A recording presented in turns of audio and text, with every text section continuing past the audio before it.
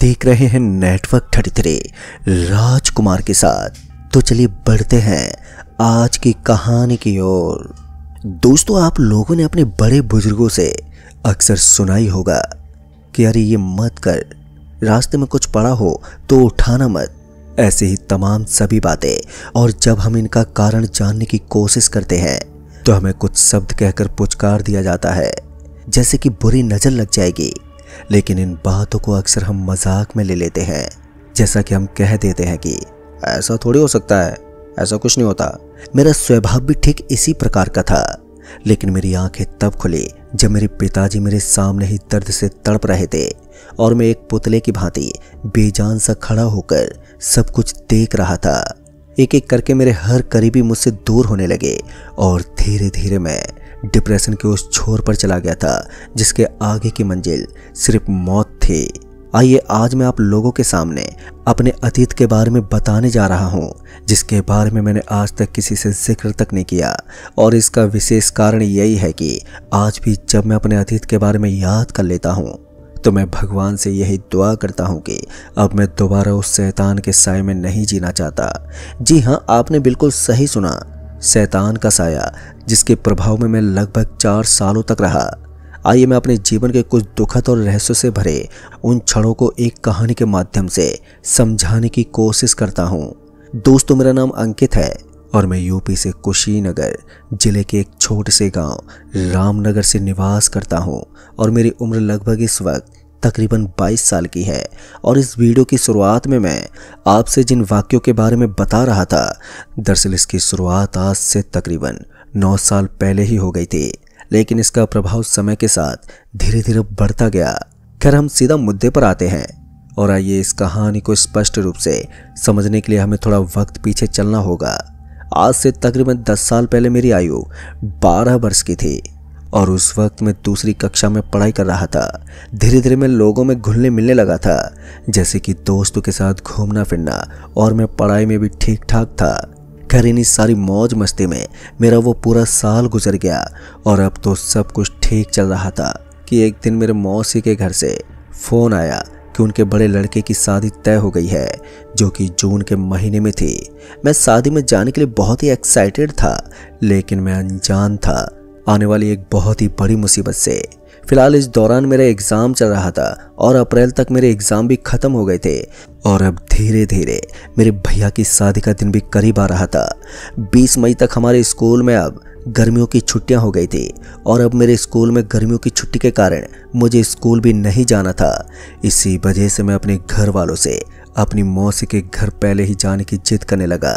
लेकिन मेरे घर वाले मुझे शादी में ले जाने से साफ इनकार कर रहे थे।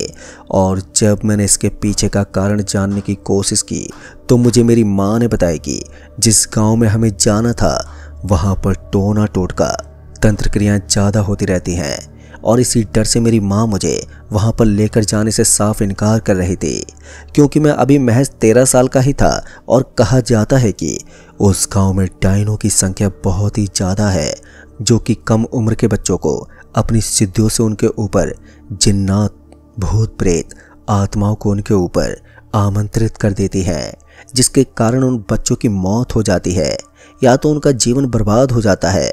और यही प्रमुख कारण था जिसकी वजह से मेरे घर वाले मुझे शादी में ले जाने से संकोच कर रहे थे। लेकिन दोस्तों, आखिरकार मेरी जिद के आगे जब जून के महीने में मेरे मौसी के लड़के की शादी नज़दीक पहुंची तो मेरे घर वालों को मुझे ले जाना ही पड़ा। शादी में जाते मैं अपने उम्र के लड़कों में बहुत ही जल्दी घुल मिल गया और अपने घर वालों के लाख मना करने पर भी मैं उस गांव में घूमने फिरने लगा। ना जाने क्यों मैं उस जगह पहली बार गया था, लेकिन मुझे प्रतीत हो रहा था कि मैं पहले भी यहाँ पर आ चुका हूँ। लास्ट जून तक शादी भी गुजर गई और अब धीरे धीरे सभी रिश्तेदार अपने अपने घर जाने लगे।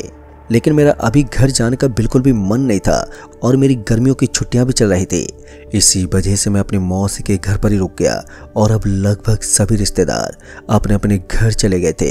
फिर एक दिन आधी रात एकदम से मेरी आंख खुली। मैं छत पर अकेला सोया हुआ था कि तभी मैंने देखा कि एक बहुत ही विचित्र सी दिखने वाली बूढ़ी औरत मेरे सिरहाने बैठी हुई थी और अजीब तरह से मेरे माथे पर अपना हाथ फेर रही थी। उस औरत को देखते ही मैं सन्न रह गया कि तभी एकदम से उस बूढ़ी औरत ने एक डरावनी आवाज में मेरे कान में कहा, अब तेरी बारी है। उस आवाज को सुनते मैं चीखते हुए हड़बड़ाहट से सीढ़ियों से उतरने लगा, जिसकी वजह से मैं फिसल कर नीचे गिर पड़ा। और तभी उस बूढ़ी औरत ने मेरे माथे पर मुझे छुआ। ठीक उसी जगह मेरा सिर दीवार के कोने से जा टकराया और एक गहरा घाव मेरे माथे में बन गया। मेरी चीख सुनकर घर के सभी लोग दौड़े हुए मेरे पास आ गए, लेकिन माथे पर लगे चोट के कारण मेरी आंखों के सामने अंधेरा छा गया। और फिर जब मेरी आंख खुली तो मैंने अपने आप को हॉस्पिटल के बेड पर लेटा हुआ पाया और मेरे माथे पर पट्टी बंधी हुई थी। और जैसे ही मैंने सामने की ओर देखा तो मेरी माँ भी हॉस्पिटल में मौजूद थी, जो गुस्से में आकर मुझे घूर रही थी। मेरी माँ मुझे डांटते हुए एकदम से भड़क उठी कि अब दोबारा यहाँ पर आने की तू जिद मत करना। हॉस्पिटल से दवाइयाँ लेने के बाद अगली सुबह ही हम अपने घर लौट आए। मेरी माँ मुझसे पूछने लगी कि मैं नीचे कैसे गिरा, तो मैंने माँ से कहा कि मैं सीढ़ियों से नीचे उतर रहा था कि तभी लाइट चली गई और इसी वजह से घबराहट में मैं नीचे गिर गया। मैंने अपनी माँ से ये सोचकर झूठ बोल दिया कि कहीं मैंने उस बूढ़ी औरत के बारे में अपनी माँ से बता दिया तो खामखा मेरी माँ मुझे लेकर चिंतित हो जाएगी और मुझे ही उल्टा डांटने लगेगी। इसी वजह से मैंने इस बारे में किसी से नहीं बताया। फिर धीरे धीरे वक्त गुजरता गया और मैं भी उस घटना को वक्त के साथ भूलता चला गया। और फिर देखते ही देखते कब 2 साल बीत गए मुझे तो पता ही नहीं चला। मैं पूरी तरह से उस रात की घटना को अब भुला चुका था और अब कुछ ही दिनों में मेरे पापा घर पर आने वाले थे। शाम के तकरीबन 7 बज रहे थे और मैं अपनी दादी के साथ बैठा हुआ था कि तभी अचानक ही मेरी दादी अपना पेट पकड़कर दर्द के मारे तड़पने लगी। इतना देखते मैं घबरा गया और जोर जोर से अपने घर वालों को आवाज लगाने लगा। मेरी आवाज सुनकर सभी लोग दौड़ते हुए मेरे पास आए और मेरी दादी की हालत देख सभी लोग घबरा गए। तभी कुछ लोगों के साथ मैं अपनी दादी को लेकर अस्पताल की ओर निकल पड़ा। मैं अपनी दादी को पकड़कर कार की बैक सीट पर बैठा हुआ था और मेरी दादी दर्द के मारे छटपटाई जा रही थी। मुझे कुछ भी समझ में नहीं आ रहा था कि अभी तक तो मेरी दादी बिल्कुल ठीक ठाक थी और ये सब कैसे हो गया।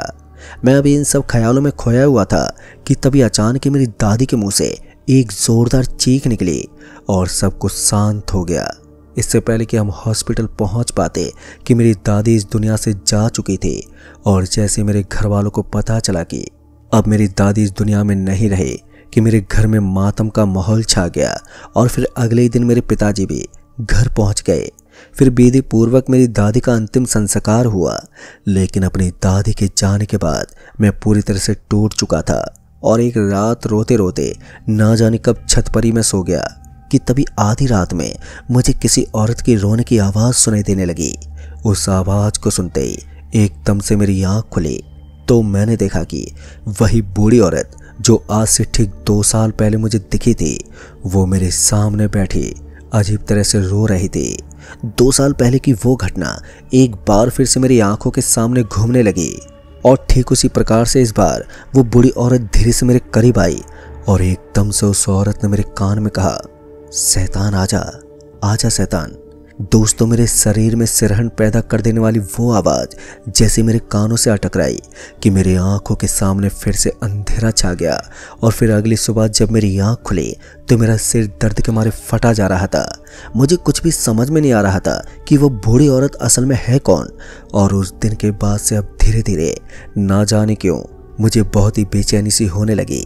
दरअसल मुझे अब किसी भी काम को करने में ज़रा भी मन नहीं लग रहा था और अब धीरे धीरे मैं बहाना करके स्कूल भी नहीं जाना चाहता था। वक्त के साथ बदलता मेरा ऐसा स्वभाव देखकर मेरे घर वाले मुझे लेकर चिंतित होने लगे और मेरे जितने भी अच्छे करीबी दोस्त थे उन लोगों से भी मेरी अनबन होने लगी। और अब मैं एक अंधेरे कमरे में दिन भर अकेले उदास होकर रहने लगा। ना तो मैं अब समय से खाना खा रहा था और ना ही अब मैं स्कूल जा रहा था। और जब मैं रात के वक्त सोने के लिए अपने बिस्तर पर जाता तो एकदम से मुझे अजीब तरह के ख्याल आने लगते, जैसे कि मैं क्या कर रहा हूँ। मैं पहले ऐसा नहीं था, ना जाने क्या होता जा रहा हूँ मैं। मेरे अंदर कुछ इसी प्रकार के तमाम सवाल मेरे दिमाग में रात के वक्त उभरने लगते। मुझे ऐसा लग रहा था कि जो मैं करना चाहता हूँ और जो मेरा टारगेट है वो करने से मुझे कोई रोक रहा है, जो कि मेरे अंदर ही बैठा है। मैं चाहकर भी डिसिप्लिन, अनुशासन मेंटेन नहीं कर पा रहा था और पूजा पाठ, भगवान की भक्ति किए तो जैसे मानो मुझे एक अरसा बीत चुका था।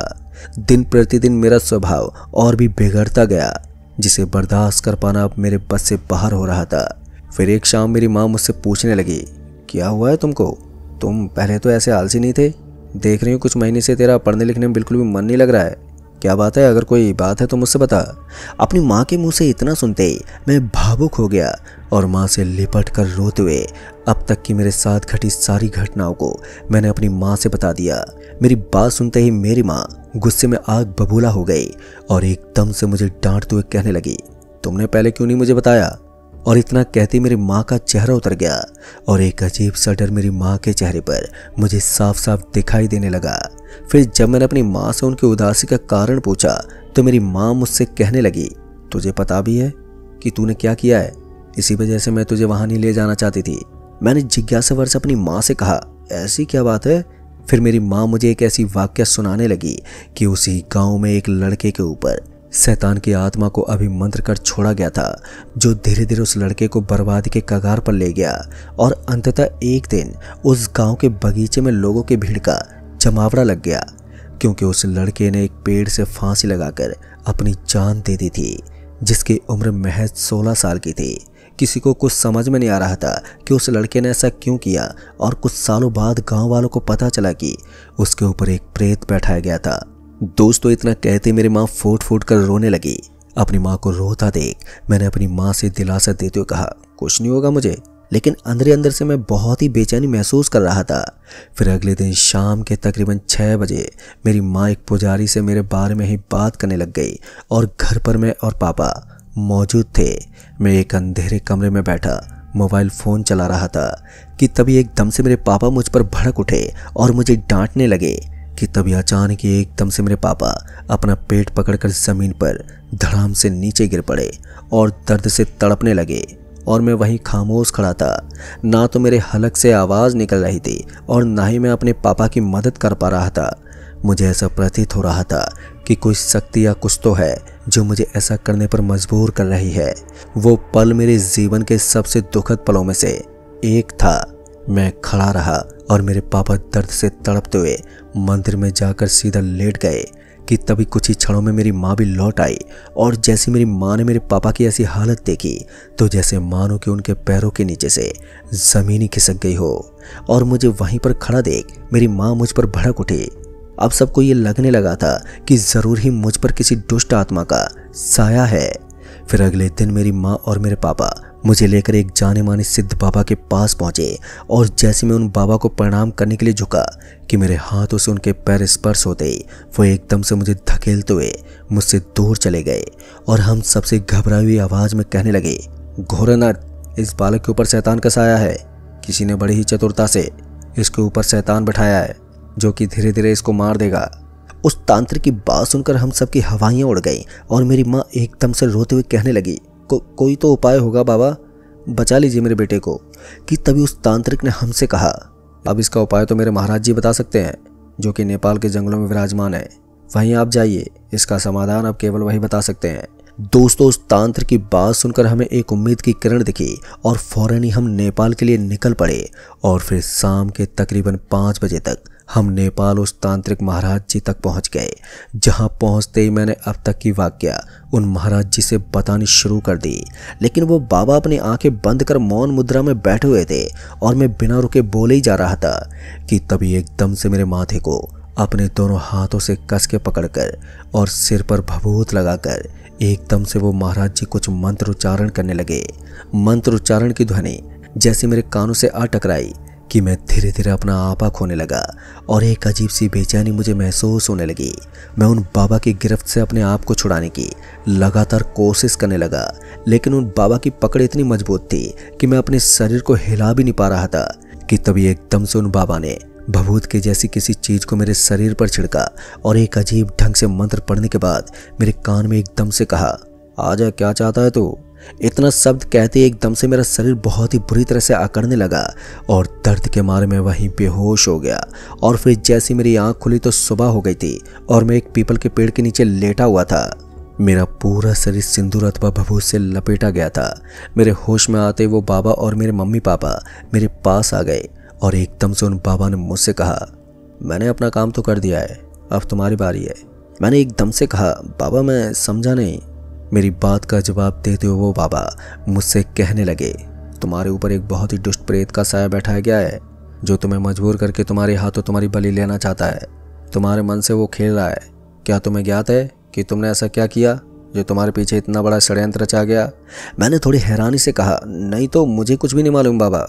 मेरी बात पर उन बाबा ने मुझे जवाब देते हुए कहा, तुम्हारे अंग में धारण किए वस्त्र तुम्हारे बाल के अवशेष की मदद से तुम पर उस शैतान को सिद्ध किया गया है। अब मेरी बात जरा ध्यान से सुनो, क्योंकि अब तुम्हारा जीवन तुम्हारे हाथों में है।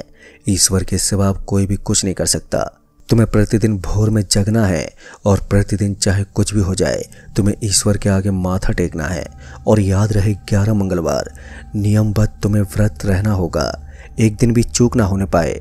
इतना कहकर अपने झोले से उन बाबा ने एक ताबीज निकाला और मेरे गले में पहनाकर मुझसे वो कहने लगे, जिस दिन ये ताबीज स्वयं से टूटकर नीचे गिर जाए तुम समझ जाना कि अब तुम सुरक्षित हो। लेकिन ध्यान रहे वो शैतान तुम्हें तुम्हारे सपने में आकर भ्रमित करने की कोशिश करेगा, लेकिन जब ऐसा हो तो राम नाम का जाप कर लेना। उन बाबा की पूरी बात सुनकर अब हम अपने घर लौट आए और मैं अपने घर आते ही अपने आप पर नियंत्रण करने की कोशिश करने लगा।